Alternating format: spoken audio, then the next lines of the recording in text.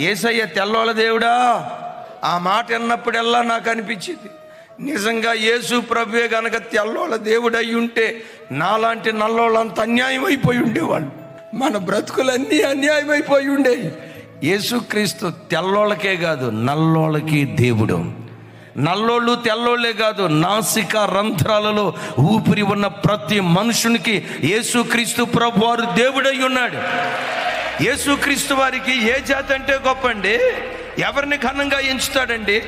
దేవునిలో సమానత్వం ఉంటుంది. ప్రాంతీయ తత్వం ఉండదు, కులతత్వం ఉండదు, వర్గతత్వం ఉండకూడదు. ఈ కులపోళ్ళే నా దగ్గరికి రావాలి, ఈ కులపోళ్ళే నా దర్శనం చేసుకోవాలి. దేవుడు పక్షపాతి కాదు.